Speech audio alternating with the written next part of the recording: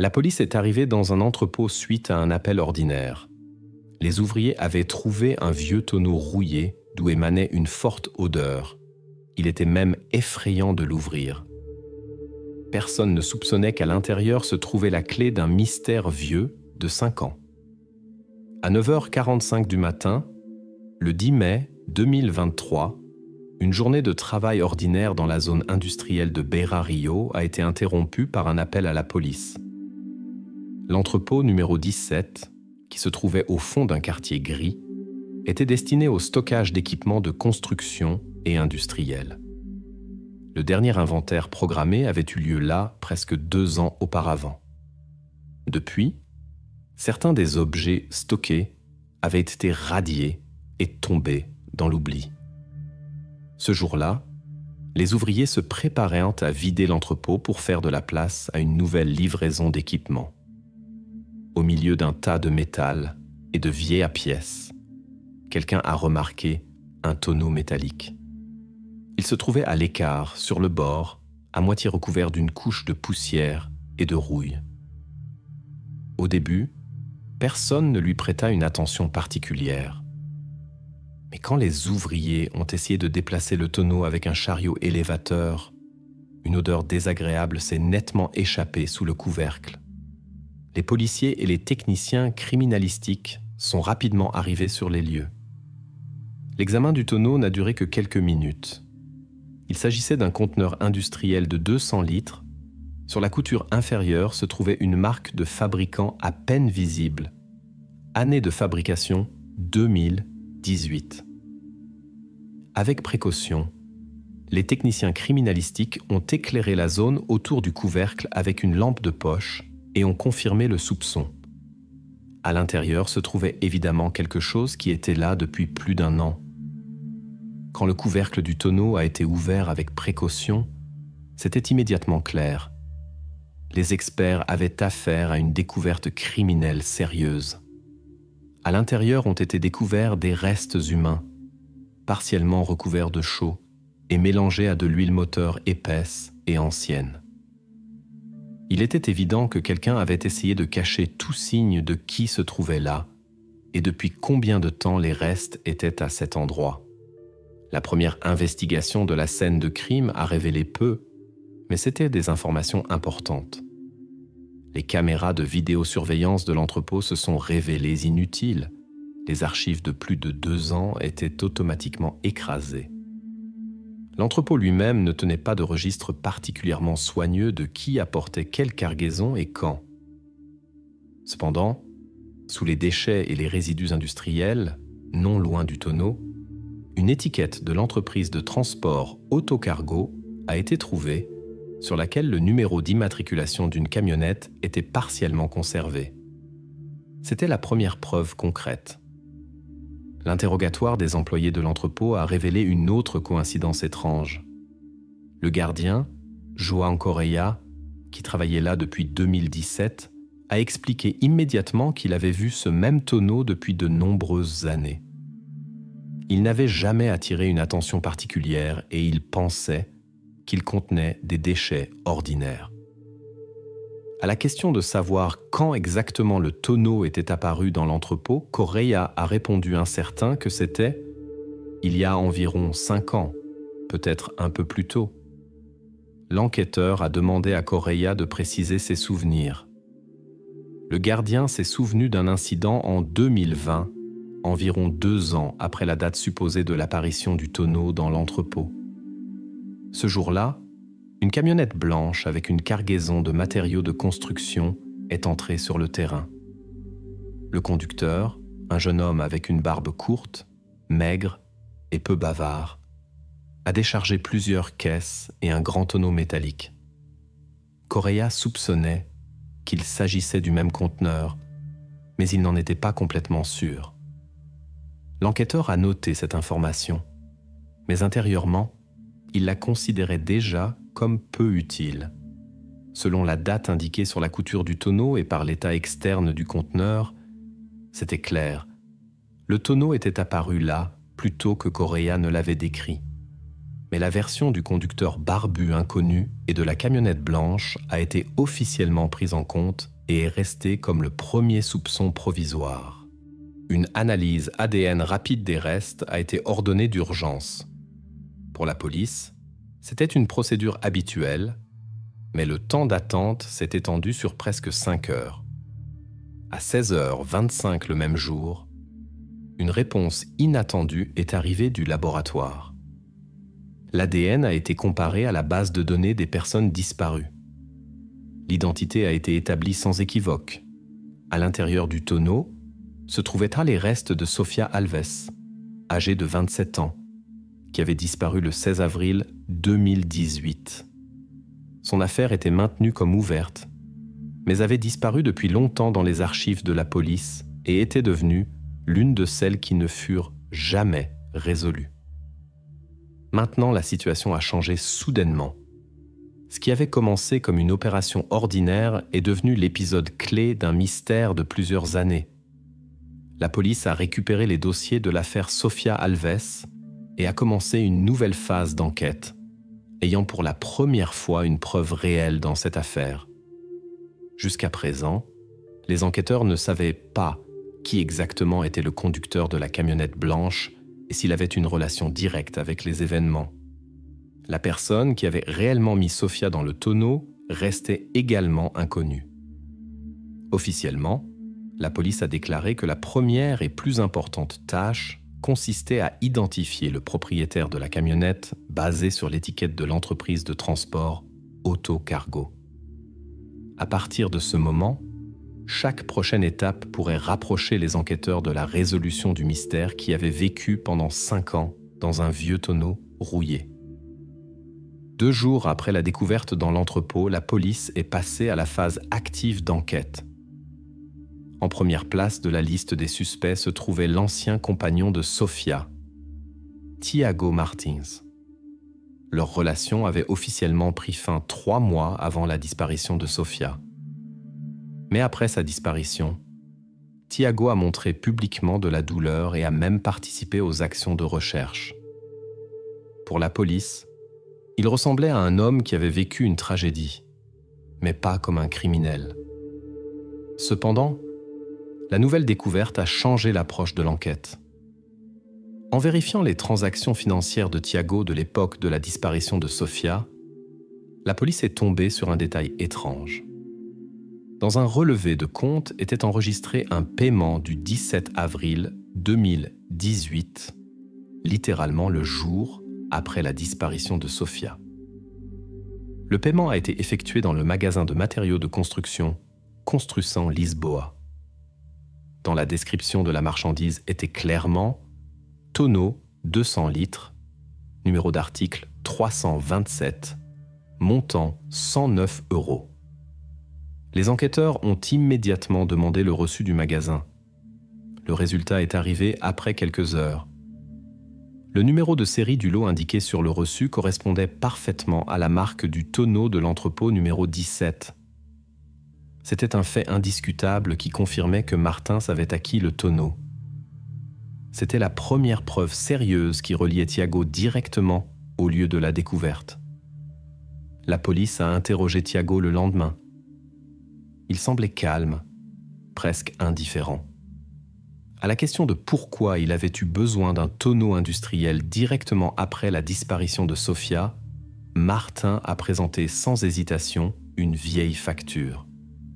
Selon elle, le tonneau avait soi-disant été acheté pour stocker du carburant diesel, car il possédait une camionnette Fiat Ducato et planifiait des voyages longs. Au début, cela sonnait logique. Cependant, la police ne s'est pas fiée aux paroles du suspect et a mené une vérification supplémentaire. L'ancienne camionnette de Martin a été trouvée presque immédiatement. Elle avait déjà été vendue en 2019 via un site web de voitures d'occasion. En examinant le véhicule, il s'est avéré qu'il avait été modifié. Le volume du réservoir de carburant avait été presque doublé de manière artisanale. Les experts ont clairement établi dans leur expertise un conteneur supplémentaire pour stocker du carburant diesel sous forme de tonneau industriel n'était pas nécessaire pour le propriétaire. l'alibi du suspect a vacillé pour la première fois. Une contradiction évidente est apparue. Thiago avait clairement menti en expliquant le but de l'achat. Cette même soirée, la police a reçu une déclaration inattendue qui l'a amené à examiner encore plus attentivement la personnalité du suspect. Miguel Souza, voisin et collègue de Martin pour de petits travaux de réparation, a expliqué aux enquêteurs que Thiago, ce jour-là, le 17 avril 2018, avait acheté non pas un, mais 2 fûts métalliques. Souza a assuré que Martins lui en avait cédé un, et c'est précisément celui-ci que le voisin avait vu dans son garage jusqu'en 2020. La déclaration de Miguel semblait sincère et convaincante. Mais immédiatement, une nouvelle énigme est apparue. Si Souza possédait réellement un fût, où était maintenant ce deuxième conteneur ? Une vérification du garage de Miguel n'a rien révélé pour le moment. Aucune trace du fût ou de carburant diesel n'a été trouvée sur place. Souza s'est avéré irréprochable. La version du deuxième fût est restée en suspens et non résolue. Les enquêtes se sont poursuivies entre-temps.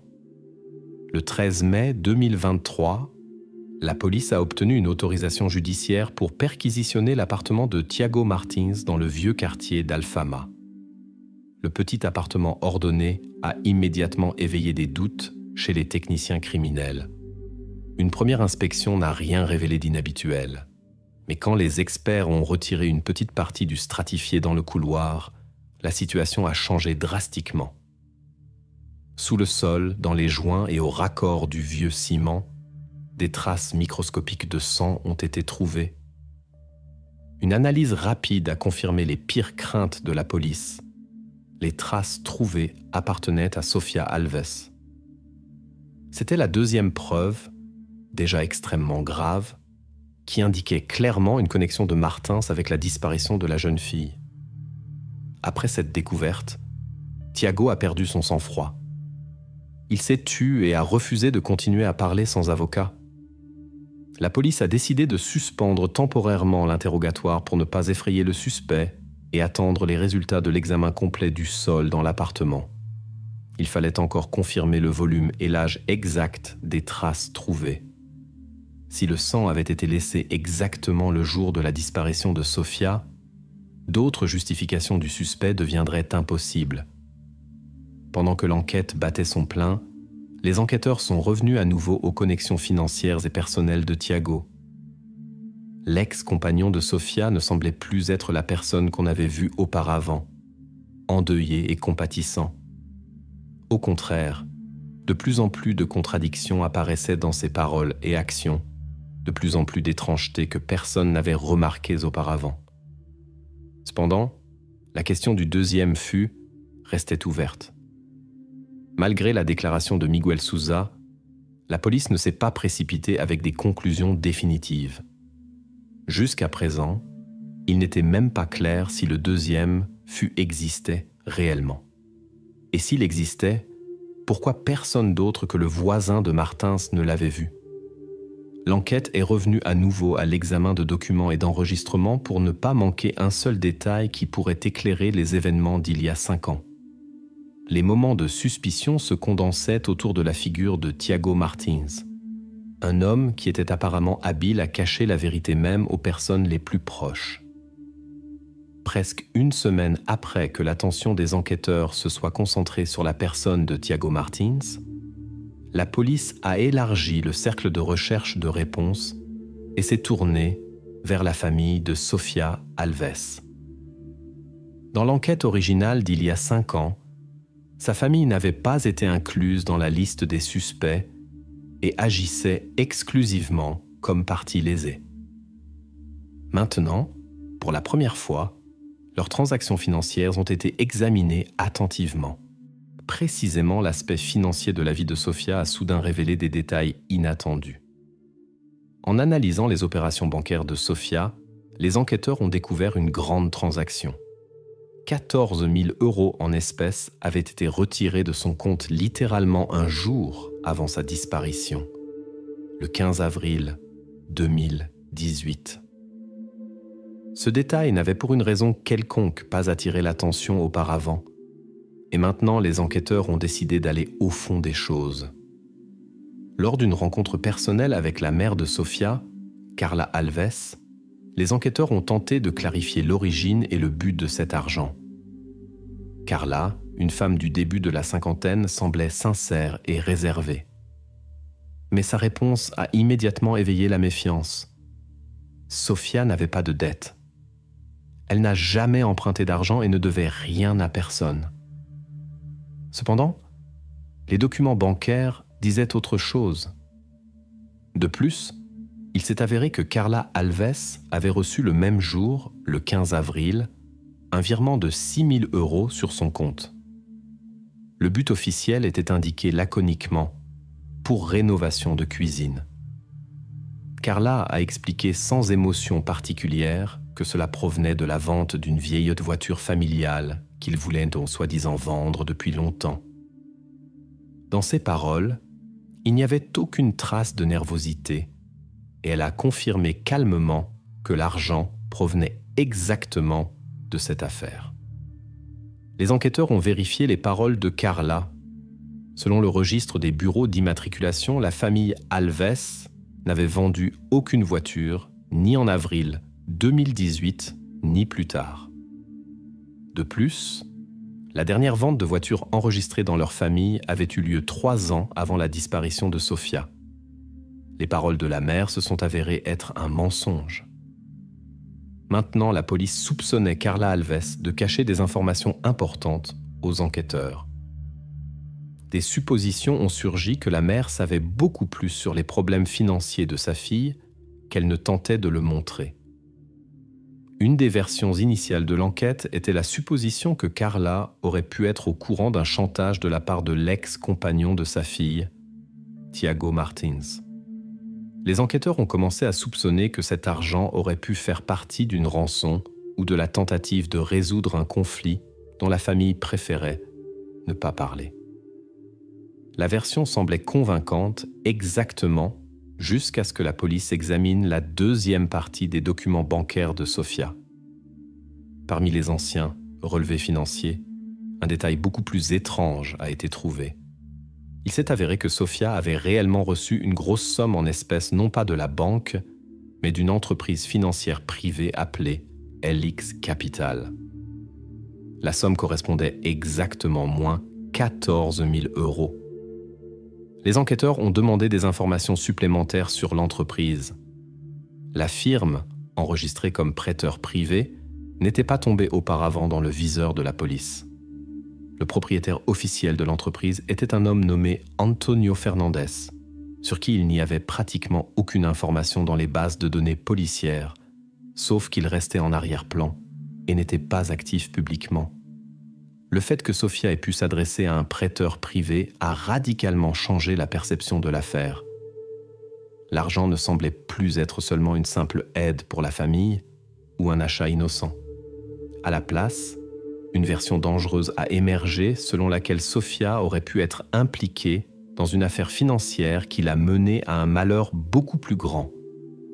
Une vérification des contacts et des enregistrements de conversation a révélé que Sofia avait réellement pris contact avec le bureau de LX Capital peu avant sa disparition. Les données téléphoniques ont confirmé que la dernière réunion avec un représentant de l'entreprise avait eu lieu 3 jours avant que la jeune fille ne disparaisse. Lors d'un nouvel interrogatoire de Carla Alves, la police lui a demandé directement si elle savait quelque chose sur les problèmes financiers de sa fille et sur l'entreprise LX Capital. Carla a catégoriquement nié toute connaissance et a continué à insister sur sa version originale de la vente de voitures. Cependant, cette histoire semblait maintenant définitivement incroyable et la police a noté le mensonge de Carla comme un fait nécessitant une clarification supplémentaire. Néanmoins, les autorités ont décidé de ne pas porter d'accusation précipitée contre elle et se sont concentrées à la place sur l'investigation de la figure du mystérieux Antonio Fernandez. Son rôle dans tous ces événements restait pour l'instant peu clair. Il était seulement évident que Sofia était tombée d'une manière ou d'une autre dans une situation avec un risque financier considérable, que la famille était au courant de cela et tentait de le cacher. Il ne restait que la question : pourquoi ? La police a commencé à vérifier prudemment les connexions possibles entre le propriétaire de LX Capital, Antonio Fernandez, et le principal suspect, Thiago Martins. Pour le moment, ce n'était rien de plus qu'une supposition basée uniquement sur la logique générale des événements. Il n'y avait pas de preuves directes à ce moment-là, et l'enquête a décidé de procéder étape par étape, sans manquer aucune piste. Une semaine d'investigation et de vérification interminable a finalement apporté des résultats. Les techniciens criminalistiques ont soigneusement extrait et lissé un fragment humide, presque détruit, de l'étiquette Autocargo qui avait été trouvée près du baril dans l'entrepôt numéro 17. Quand le papier a séché et est passé par un scan spécial, les experts ont pu déchiffrer un tampon à peine lisible, ID du conducteur NERA 58G72. Ce détail s'est avéré crucial pour l'enquête. Les spécialistes du département d'investigation ont immédiatement demandé des informations de la base de données de l'entreprise Autocargo. Déjà une demi-heure plus tard est arrivée la réponse, qui contenait l'identité du conducteur assigné à l'ID spécifié. Il s'agissait de Diogo Silva, âgé de 33 ans, un conducteur auxiliaire qui avait travaillé pour l'entreprise seulement quelques mois en l'année 2018. Le statut de Silva a immédiatement changé à nouveau témoin. Diogo a été cité pour interrogatoire le jour même. Il semblait confus, mais calme. En présence de son avocat, Silva a raconté aux enquêteurs qu'en avril 2018, il transportait régulièrement diverses marchandises et déchets de construction sur commande de clients privés. Le conducteur se souvenait à contre-cœur des détails concrets de cette époque et affirmait ne se souvenir ni des visages, ni des caractéristiques spéciales des contractants. C'était son travail normal. Silva n'a pas nié la possibilité que sa camionnette ait pu être près de l'entrepôt numéro 17, mais a en même temps souligné qu'il n'avait rien laissé de suspect dans l'entrepôt, encore moins des barils. La police ne s'est pas empressée de le croire sur parole. Le même jour, après avoir obtenu un mandat de perquisition, les enquêteurs ont demandé les données de navigation GPS installées dans le véhicule de service de Autocargo. Le protocole du système a confirmé les pires craintes de Diogo Silva. Le 18 avril 2018, sa camionnette était effectivement sur le terrain de l'entrepôt numéro 17 dans la zone industrielle Beira Rio. Le temps de stationnement, 17 minutes. Selon les règles de l'entreprise, cela suffit pour décharger ou charger des marchandises. Lors d'une nouvelle conversation, le conducteur n'a pas pu expliquer les raisons de l'arrêt. Il insistait sur le fait qu'il ne se souvenait pas des détails du jour d'il y a 5 ans. Mais la police a remarqué un détail important. Silva avait travaillé ce jour-là sans partenaire et n'avait pas avec lui de terminal standard pour le contrôle de chargement, ce qui violait les règlements de l'entreprise. Cela a intensifié les soupçons de la police, car le conducteur sans contrôle aurait facilement pu décharger n'importe quoi dans l'entrepôt. Cependant, Silva a continué à nier toute action illégale. Son alibi s'est avéré faible et basé presque exclusivement sur des souvenirs personnels. La police n'avait pas de preuves directes de sa participation à la disparition de Sofia Alves, mais n'avait pas non plus de moyen de l'absoudre de soupçons. L'enquête était à un carrefour quand le lendemain, le département d'analyse criminalistique a rapporté une autre nouvelle inattendue. Les experts qui avaient étudié les enregistrements du système de circulation urbaine pour le 18 avril 2018 ont découvert un fragment important d'un enregistrement vidéo. Il s'est avéré que le jour où la camionnette de Diogo Silva s'est dirigée vers l'entrepôt numéro 17, un autre véhicule l'a suivi, un Fiat Ducato blanc. Les experts ont pu lire une partie de la plaque d'immatriculation de cette deuxième camionnette qui correspondait complètement au véhicule qui avait précédemment appartenu à Thiago Martins et avait été vendu par lui en 2019. L'apparition d'un deuxième véhicule a immédiatement changé la direction de l'enquête. Il est devenu évident qu'il y avait un autre participant inconnu dans l'histoire, dont le rôle n'était pas moins significatif que celui de Silva. Maintenant, les enquêteurs devaient découvrir si les conducteurs des deux camionnettes se connaissaient et s'ils ont agi ensemble, ou si l'un a suivi l'autre en tentant de passer inaperçu. Face aux nouvelles circonstances, le parquet a immédiatement émis un ordre de saisie des serveurs du système de vidéosurveillance urbaine pour reconstruire le profil complet de mouvement des deux véhicules pendant tout le 18 avril 2018. Pendant que la police attendait les résultats de l'examen technique détaillé, les enquêteurs ont de nouveau cité Diogo Silva pour une conversation afin de vérifier ses déclarations originales. Cette fois, Silva était notablement plus nerveux. L'apparition de la deuxième camionnette était une surprise pour lui, mais il a continué à insister sur son innocence complète et à assurer qu'il n'avait jamais vu auparavant le Fiat Ducato blanc et ne connaissait personne avec le nom de famille Martin. Son avocat a demandé d'éviter les conclusions hâtives et a rappelé que tout cela n'était jusqu'à présent que des indices. Les enquêteurs ont compris que Diogo Silva était peut-être seulement un témoin occasionnel ou participant des événements, sans réaliser toute l'ampleur de la situation. Sa participation possible est restée indéterminée, mais les enquêteurs ne se sont pas non plus empressés de retirer complètement le conducteur de la liste des suspects. Il existait la possibilité que Silva cache intentionnellement une partie des informations. Maintenant, le mystère du Fiat Ducato blanc est devenu l'épisode clé de l'enquête. L'homme qui était au volant de cette camionnette est devenu l'une des figures les plus importantes de toute l'histoire. Pendant que la police ne se dépêchait pas de nommer le conducteur du deuxième véhicule, les moments de soupçon contre l'ex-compagnon de Sofia, Thiago Martins, s'intensifiaient jour après jour. Les techniciens criminalistiques n'étaient sûrs que d'une chose. L'étiquette « Auto-Cargo » avait mené l'enquête à un conducteur concret et un moment concret. Maintenant, il était important de comprendre ce qui s'était exactement passé ce jour d'avril près de l'entrepôt numéro 17 et qui était l'homme au volant du Fiat Ducato blanc qui a suivi la camionnette de Diogo Silva.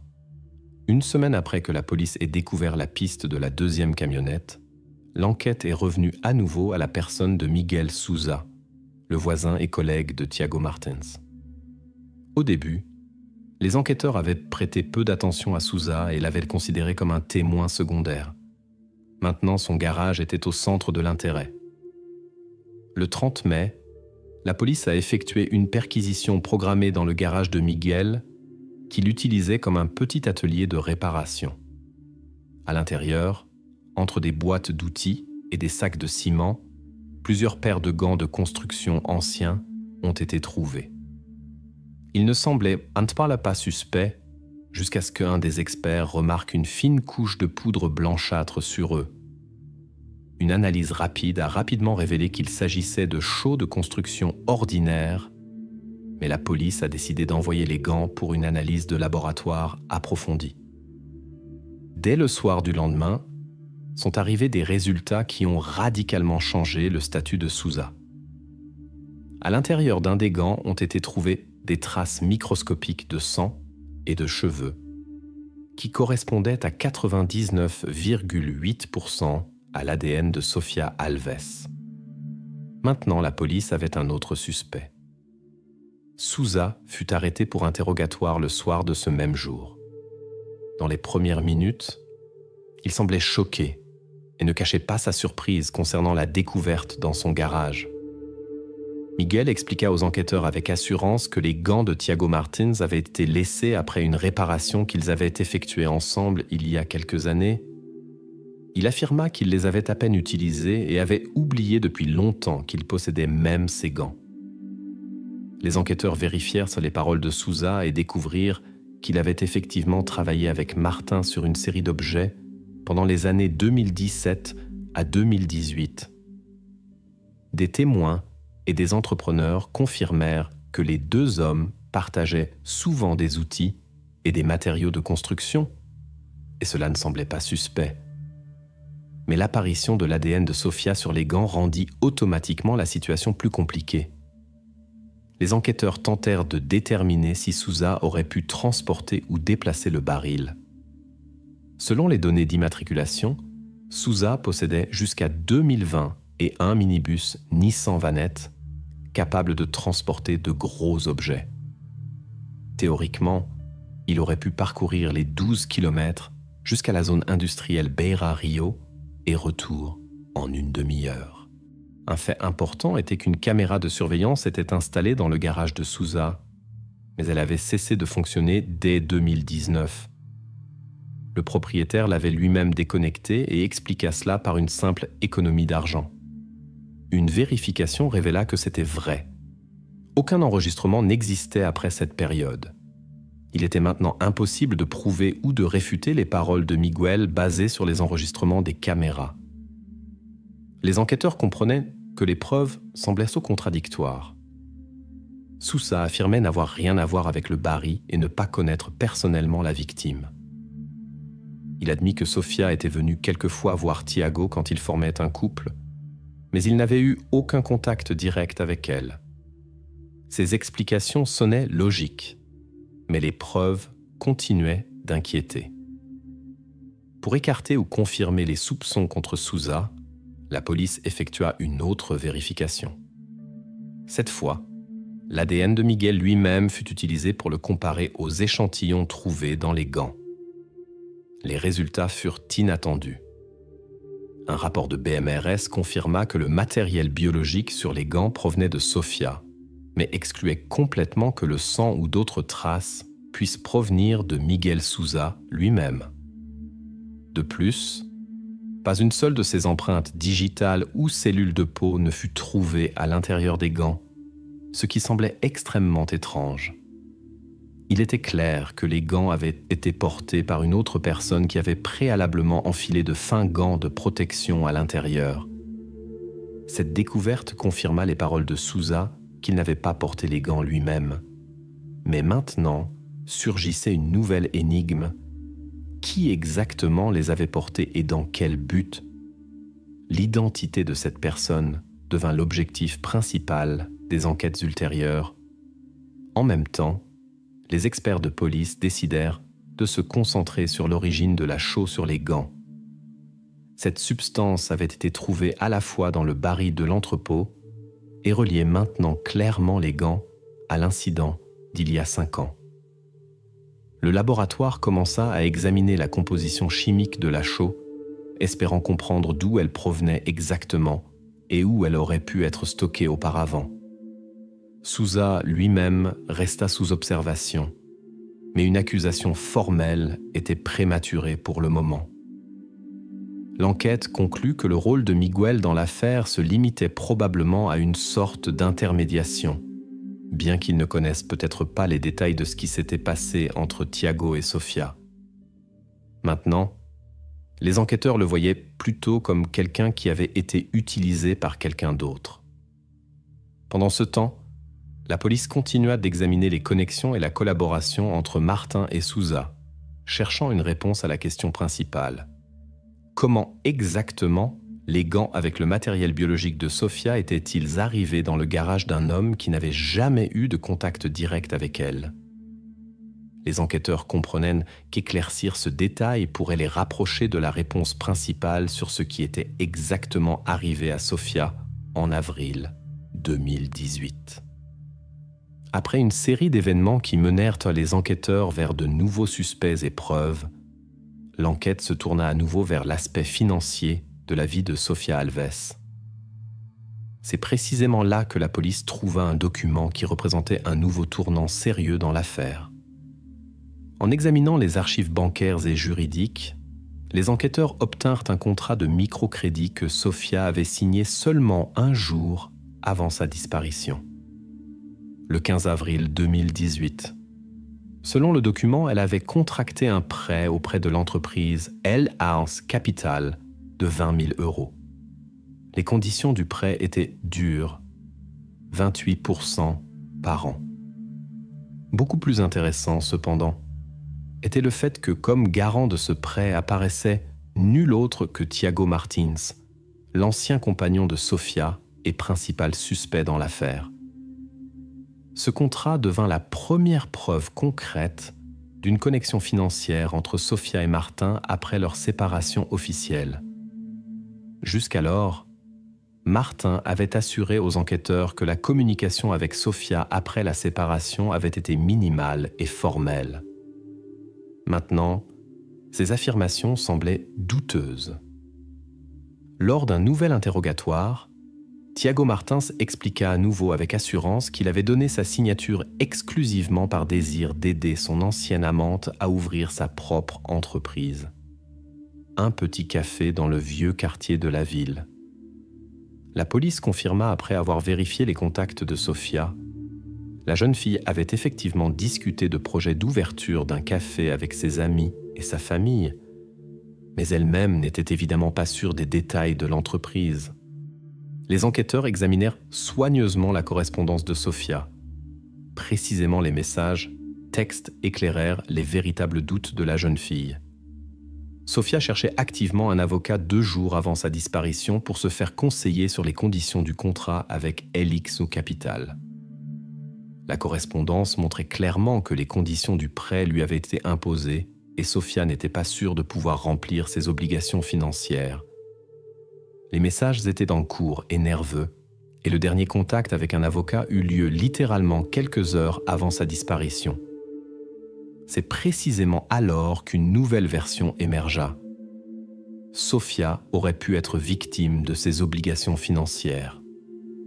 Les enquêteurs commencèrent à considérer sérieusement l'hypothèse que la mort de la jeune fille aurait pu être avantageuse pour le propriétaire de l'entreprise de crédit, le mystérieux Antonio Fernandes. L'hypothèse d'un meurtre pour crédit était hypothétique et jusqu'alors non soutenue par des faits, mais logique du point de vue des intérêts de Fernandes. Annuler la dette en éliminant le débiteur. Cette version reçut une confirmation inattendue après que le département des télécommunications de la police eut présenté une analyse des données de connexion téléphonique de Sofia et Thiago Martins. Dans les données d'appel se trouvait une conversation courte qui eut lieu dans la nuit de la disparition de Sofia. Exactement à 0h47, dans la nuit du 16 avril 2018, Thiago Martins appela le numéro d'Antonio Fernandes. La conversation dura seulement 2 minutes et 8 secondes, mais le seul fait de cet appel remit en question toutes les déclarations précédentes du suspect. Maintenant, la police avait une preuve solide d'une connexion directe entre Martin et Fernandes. Bien que Martins nia obstinément tout contact avec le propriétaire de LX Capital, les enregistrements téléphoniques prouvaient le contraire. Thiago fut convoqué pour un interrogatoire urgent pour expliquer l'appel nocturne. Il n'avait évidemment pas attendu cette question et resta silencieux pendant quelques secondes pour se ressaisir. Puis il expliqua avec assurance qu'il ne pouvait pas se souvenir des détails de la conversation, car 5 ans s'étaient écoulés. Martin insista que cela aurait pu être une coïncidence ou un appel accidentel, mais les enquêteurs remarquèrent son inquiétude évidente. La police, qui comprenait qu'on ne pouvait rien attendre de substantiel de Martins à ce moment-là, demanda immédiatement au tribunal l'autorisation de surveiller le téléphone de Fernandes. Il était clair que précisément le propriétaire de LX Capital pourrait posséder les clés pour élucider la disparition de Sofia, et maintenant il devenait le centre des investigations. La version d'une participation de Fernandes semblait logique et prometteuse, mais jusqu'à présent, l'enquête ne disposait d'aucune preuve directe de sa culpabilité. Il restait une figure dans l'ombre, un cerveau potentiel, dont le rôle n'était pas encore complètement éclairci. La trace financière de Sofia révéla progressivement des détails complètement nouveaux de sa vie, dont même sa famille ne savait rien. Sofia était tombée dans un piège d'endettement, et la seule personne qui aurait pu l'aider était précisément Thiago.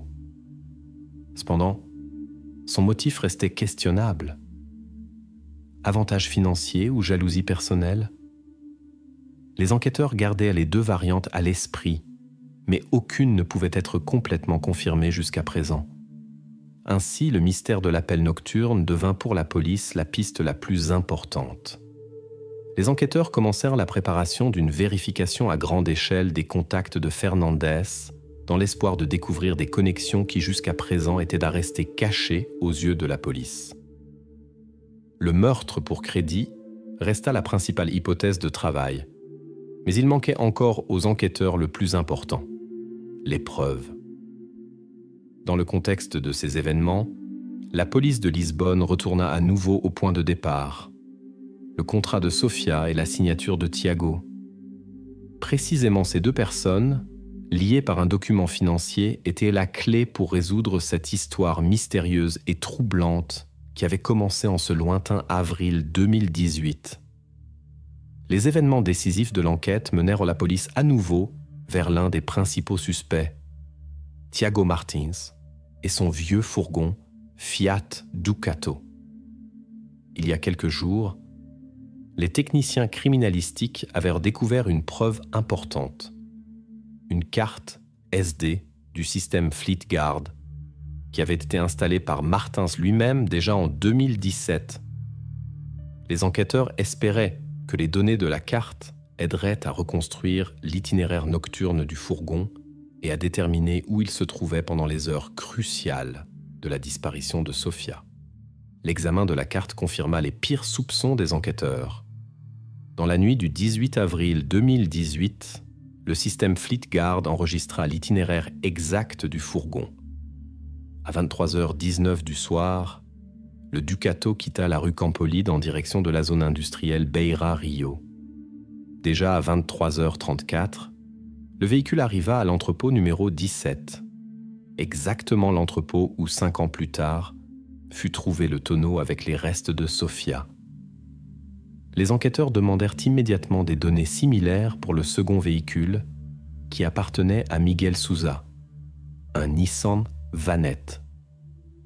Sousa restait sous stricte surveillance policière et sa participation ou non-participation aux événements aurait pu changer complètement la direction des investigations. Mais ici, les enquêteurs eurent une déception. Le système GPS dans le fourgon de Sousa avait été complètement désactivé déjà en mars 2018. Une vérification physique révéla que le fusible du module GPS avait été intentionnellement retiré. Cela rendit impossible la détermination des coordonnées exactes du véhicule au moment d'intérêt pour la police. Lors d'un nouvel interrogatoire de Sousa, les enquêteurs le confrontèrent avec ces nouvelles informations et exigèrent une explication. Miguel leur montra sans hésiter d'anciens messages d'un chat privé avec Martins. Dans la correspondance se trouvait effectivement une demande de Tiago pour aider au transport de quelques sacs de ciment. Le moment de l'envoi du message coïncidait avec le temps de mouvement du Ducato. Sousa insista qu'il voulait partir plus tard, mais que Tiago avait soi-disant révoqué la demande au dernier moment. Cependant, dans les données GPS et dans les enregistrements vidéo de la police de la circulation, le Nissan Vanette de Sousa ne fut pas enregistré du tout cette nuit-là. Sur aucun tronçon de route menant à la zone industrielle n'apparut son fourgon, ce qui fit naître des doutes sur la sincérité de Miguel dans l'enquête. L'hypothèse surgit qu'il pourrait avoir intentionnellement désactivé le GPS et détourné l'attention des caméras pour permettre au fourgon de Martins d'avoir un voyage sans obstacle vers l'entrepôt. Cette version sonnait convaincante, mais restait sans preuve directe. La police décida de ne pas l'écarter définitivement, mais classa Sousa à nouveau comme témoin. Les accusations qui ne se basaient que sur des suppositions indirectes semblaient trop fragiles. Le focus des investigations retourna au Fiat Ducato et à la personne de Martins. Les enquêteurs obtinrent l'autorisation judiciaire pour confisquer et ouvrir son téléphone privé. Cette fois, les efforts de la police ne furent pas vains. Dans la corbeille des photos supprimées, fut trouvée une image prise le 18 avril 2018 à 2h11 du matin. La photo avait été prise à l'intérieur du Ducato et montrait clairement un tonneau métallique identique à celui trouvé plus tard dans l'entrepôt. Cette photo devint la découverte la plus importante. Mais qui avait pris cette photo et dans quel but? Cela restait inconnu. Les métadonnées de l'image étaient partiellement endommagées et la police dut la remettre aux techniciens criminalistiques pour la récupération des données EXIF. Pour l'instant, la question de qui avait pris la photo restait ouverte. Maintenant, les enquêteurs avaient une confirmation ferme que le Fiat Ducato de Thiago Martins avait été sur les lieux du crime, la nuit de la disparition de Sofia. Cela renforça considérablement les soupçons contre lui, bien que Martins lui-même répondit à toutes les questions de manière sèche et brève. « Je ne me souviens pas des détails. Je ne comprends pas comment cette image a pu arriver sur mon téléphone. » Les experts continuèrent d'analyser l'itinéraire nocturne du Ducato et notèrent tous ces arrêts que le système FleetGuard avait enregistrés.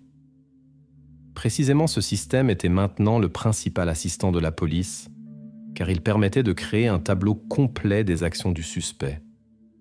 Les experts n'excluaient pas que dans cette histoire, il pourrait y avoir eu une autre personne, dont le véhicule ne fut capturé par aucune caméra cette nuit-là. Peut-être était-ce précisément cette personne qui aida Martin. Les enquêteurs ne se précipitèrent pas avec les conclusions. Ils comprenaient que la situation avec Souza était peu claire. Jusqu'à présent, ils n'avaient pas de preuves directes confirmant sa participation au transport du tonneau ou à la dissimulation des traces. Cependant, les enquêteurs ne pouvaient pas non plus exclure complètement sa participation. Les investigations avaient considérablement progressé. Maintenant, la police n'avait pas seulement des suppositions, mais des coordonnées et des temps réels qui confirmaient que précisément, le fourgon de Martin avait été près de l'entrepôt la nuit où Sofia disparut. Mais les questions principales restaient en suspens et jusqu'à présent, il n'y avait pas de réponse claire sur les motifs et le rôle de chacun des impliqués. Dans les prochains jours, les enquêteurs prévoyaient d'obtenir les données EXIF récupérées de la photo, dans l'espoir de comprendre qui tenait le téléphone au moment de prendre l'image et pourquoi l'image fut supprimée. Le mystère du voyage nocturne de Thiago Martins s'approchait de son élucidation, mais restait pour l'instant encore derrière un mince voile d'incertitude. Le 25 juin, l'enquête avait rassemblé suffisamment de preuves pour effectuer une perquisition finale de l'appartement de Thiago Martins. L'objectif principal était confirmer ou réfuter la version d'une chute accidentelle que Martins avait présentée ces derniers jours. La police avait déjà des résultats préliminaires de l'analyse des taches de sang sous le stratifié, mais maintenant les techniciens criminalistiques ont eu la possibilité d'examiner complètement les sols du couloir de l'appartement. Après que le stratifié ait été complètement retiré, les experts sont arrivés à une conclusion qui a définitivement réfuté toutes les explications précédentes du suspect. Sous le stratifié a été découverte une base spéciale qui était complètement imbibée de sang. Une estimation expertale a révélé un volume spécifique de liquide, pas moins de 180 millilitres. L'examen médico-légal a réalisé une analyse du motif d'éclaboussure de sang et est arrivé à une conclusion sans équivoque. La blessure a été causée par un coup avec un objet contondant dans la zone de la tête où l'angle et le type de tache indiquaient une projection capillaire verticale. En conséquence, la version de Martin d'une chute de Sofia depuis le sol a été complètement écartée. Après que les résultats de l'expertise aient été présentés à Martins, son comportement a changé radicalement. Il semblait perdu, tendu, comme s'il n'avait plus de réponse convaincante pour les enquêteurs. Thiago a expliqué littéralement aux enquêteurs « Elle est vraiment tombée et s'est cognée. J'ai eu peur et j'ai décidé de dissimuler l'incident. » Mais les enquêteurs comprenaient déjà que c'était un mensonge évident. Le médecin légiste a immédiatement écarté en présence de Martins la possibilité de subir une telle blessure lors d'une chute ordinaire. L'expertise indiquait clairement une influence externe active qui s'est produite avec une force spécifique et sous un angle clair. À ce moment, Thiago a recommencé à changer ses déclarations, essayait de détourner les soupçons de lui-même et faisait allusion à une troisième personne qui était soi-disant responsable de l'incident. Maintenant, il insistait sur le fait qu'un certain créancier inconnu, dont il avait soi-disant oublié le nom, était venu lui-même chez lui et avait exercé de la violence contre Sofia à cause de ses dettes. Martins affirmait qu'il avait seulement été témoin d'un conflit qui avait soi-disant échappé à tout contrôle. Mais la police comprenait déjà que cette version ne résistait à aucune critique non plus. Lors de tous les interrogatoires précédents, Martins avait catégoriquement nié avoir vu personnellement les créanciers de Sofia ou les avoir laissés entrer chez lui. L'enquête a décidé d'examiner l'appartement encore plus minutieusement, et cela a apporté à nouveau un résultat inattendu. Les analyses balistiques et chimiques ont montré la présence de particules spéciales de bitume sur les panneaux de stratifiés. Ces particules correspondaient à la composition de la couche protectrice du fût métallique qui avait été trouvée dans l'entrepôt numéro 17 avec les restes de Sofia. C'était une nouvelle découverte sensationnelle qui a radicalement changé l'idée des enquêteurs sur ce qui s'était passé dans l'appartement. L'expertise a confirmé le fût dans lequel les restes ont été trouvés plus tard se trouvait directement dans l'appartement de Martin au moment de l'attaque contre Sofia. Et bien que les circonstances exactes et la chronologie des événements étaient encore inconnues, la seule présence du fût signifiait que le crime ne pouvait pas être un simple hasard ou une négligence. Les enquêteurs ont été confrontés à la question du transport de ce fût vers l'appartement et à nouveau vers l'extérieur. La police comprenait qu'il était impossible de porter un gros objet sans être remarqué vers un immeuble résidentiel et de le ressortir. Mais les voisins affirmaient ne se souvenir de rien de tel, et les caméras de surveillance à l'entrée n'avaient pas non plus enregistré d'activité étrange ce jour-là. Il est devenu clair aux enquêteurs que Martins avait un plan soigneusement réfléchi, dont les détails devaient encore être déterminés. Mais déjà maintenant, l'enquête avait tout le nécessaire pour commencer à élaborer un acte d'accusation officiel. Toutes les tentatives de Thiago d'échapper à la responsabilité, de changer ses explications ou de blâmer un certain créancier ont définitivement échoué. Les preuves physiques, les expertises médico-légales et les contradictions logiques dans ses déclarations ne laissaient aucun doute sur la participation de Martin.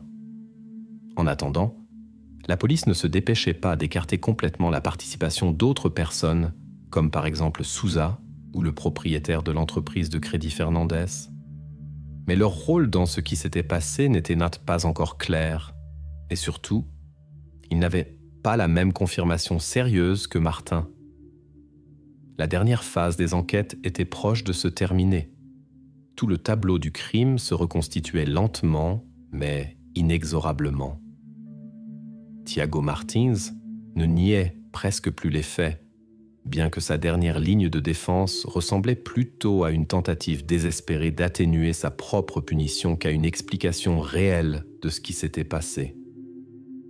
À ce stade, devant les enquêteurs ne restait qu'une seule tâche non résolue. Comprendre comment Martins avait réussi à transporter le fût de telle manière qu'aucun témoin ne l'ait remarqué. Cette énigme est restée le dernier élément non résolu de l'affaire et a été séparée dans une procédure à part que l'enquête voulait conclure dans les prochains jours.